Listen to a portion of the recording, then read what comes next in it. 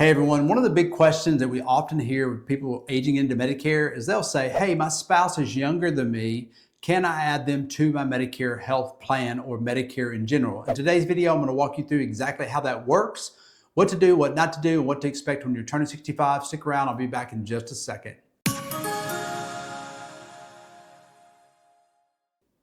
All right, so what happens if you're turning 65 and you're going onto Medicare, or you're coming off an employer plan at 67 years of age and you're retiring or transitioning onto original Medicare Part A and Part B, and you're choosing to enroll into maybe a Medicare Advantage plan or Medicare Supplement plan? I'm going to unpack that just a little bit in just a second, but what happens to your spouse that's under 65 years of age? Can you add that spouse to your coverage when you enroll into Medicare because they have been covered maybe by your employer plan, or maybe you had a under 65 ACA plan, maybe you went to healthcare.gov and enrolled both of you into your own plan, maybe you dealt with somebody like us that enrolled you into a under 65 plan.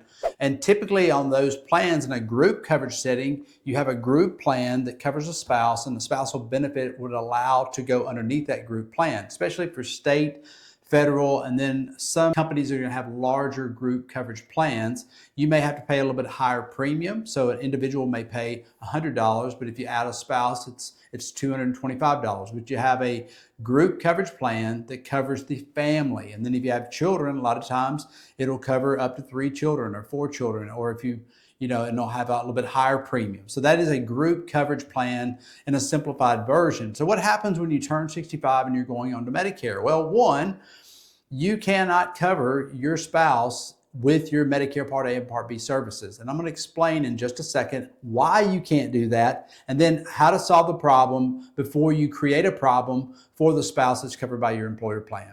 So why can't you add your spouse to your Medicare Part A and Part B plan? If you're choosing a Medicare Advantage plan, it's a great plan. Why can't I just add the spouse? Well, one, Medicare Part A and Part B is in a sense an entitlement based on how many years you've worked, 40 years or 40 quarters or 10 years. You paid in enough FICA taxes to make you eligible for Part A and Part B. Part A is paid in full. You have no additional premium. Your Part B is actually where you're going to have either a standardized Part B premium, or you're going to have an IRMA-related income-adjusted Part B premium and pay a little bit higher based on your income of your household.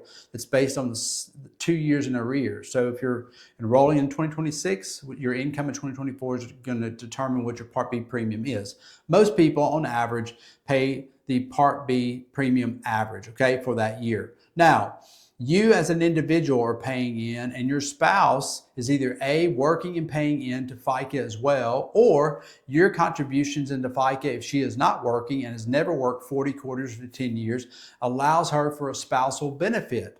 But that spousal benefit, which is confusing to people, does not go into effect until she is eligible for Medicare Part A and Part B. Well, what determines that? Well, your age determines that. At 65 years of age, you actually qualify to enroll into Medicare Part A and Part B. You don't have to enroll because you may be on an employer-based plan and wait and push that out to 67 or 70 and then enroll based on your employer group coverage. You may not enroll until you retire. My mother was 78 years of age when she retired, and she was on an employer-based plan and did not have full Medicare Part A and Part B until she basically retired during COVID. She decided to retire, and she was 78 years of age. Had Part A, had enrolled in Part B, and then we helped enroll her into a Medicare supplement because she was a nurse. So just because you're entitled to Part A and Part B based on your age and you've paid in enough money through FICA taxes doesn't mean just because your wife is going to qualify or spouse is going to qualify that they're automatically eligible. The age determines the eligibility. So as she comes closer to 65 years of age, 3 months prior, the month of, and 3 months after is going to be her eligibility window called the IEP, and she's going to enroll and then go effective on her 65th birthday month on the first day of the month, unless her birthday falls on the first day, and then it's the prior month on the first day. It's just a rule. So what happens in your situation when you're looking at retiring or going onto Medicare yourself? Maybe you're paying a lot of money for your health insurance. Well, typically, if you're a man and you're going onto Medicare, and let's say you're self-employed, you can enroll into Medicare, and it's safer for you to be able to have her go ahead and get an under 65 plan because she's a female, and typically females' rates and premium is going to be less. You're going to have less coverage. You can go on original Medicare, come off of that. So maybe you go from a $1,200 a month premium down to a $600 a month premium, and you go into original Medicare. You're going to have a Part B premium. Right now, that's $202.90. And then you can choose a Medicare Advantage or Medicare Supplement plan, which allows you to be able to have coverage to cover all your Part A of medical, hospitalization, drugs, and things like that. So you're going to have options to enroll into a Medicare health plan as a self-employed individual, and then you're reducing your overall cost. So a Medicare Advantage or Medicare Supplement is going to be much better coverage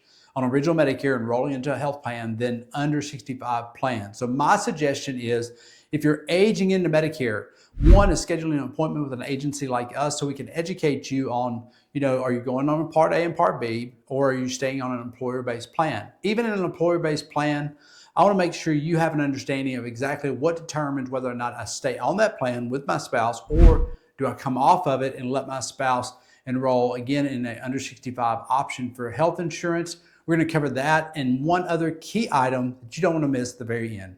So with employer-based plans, a lot of times people that are turning 65 years of age are in a small employer group plan. That means they have less than maybe 50 employees. It's been great insurance. Maybe the employer is contributing in money and you're paying a portion, but a lot of times people will still be paying several $100s a month for coverage. What I would suggest in that situation is putting a pen to paper. We do this with people all the time, putting a pen to paper and dividing out the costs. Like if you come off, you're going to ask your employer, if I come off of this, one, you're going to drop the premium, drop the coverage, and then your spouse is going to have to look for an individual plan option. Now, that may mean for them, they can choose something at a lower premium. And honestly, sometimes the benefit of the plan is no worse or no better than the group insurance coverage that you had at your employer. So asking the right questions, writing it down, and allowing the math to work itself out allows you to determine, hey, I'm dropping this and going on to original Medicare and enrolling my spouse into something else, and then I'm being insured over here. The other thing that's so important, and really the last thing I want to make sure you understand is, when is it really, really important for somebody that's going into Medicare but has a spouse that's younger, they can enroll into Medicare, but this spouse has been waiting because they've put off the big things like a hip surgery, a knee surgery, major surgery. People historically right now past the pandemic have been pushing back on major surgeries, and they're looking to go into Medicare, which this is not good for Medicare and it drives up costs in the Medicare health plans. But the reality is, if you enroll into Medicare and you go into a Medicare Advantage plan or a Medicare Supplement plan, even if you're in the hospital with a Medicare Advantage plan, you're looking at less than $1,000 normally in entirety of your costs. So if your deductible over here in your major medical was $2,500, you're out at least $2,500 and maybe billable to 20% above that. So if a surgery is $50,000 or $20,000, you're paying $2,500. Subtracted off that $20,000 times 20%, it could be $6,000, $7,000, $8,000 of cost to have that major surgery. We're on original Medicare, enrolling into a Medicare Advantage plan or a supplement, you're never going to have more than several $100s of copay costs for something like a knee surgery.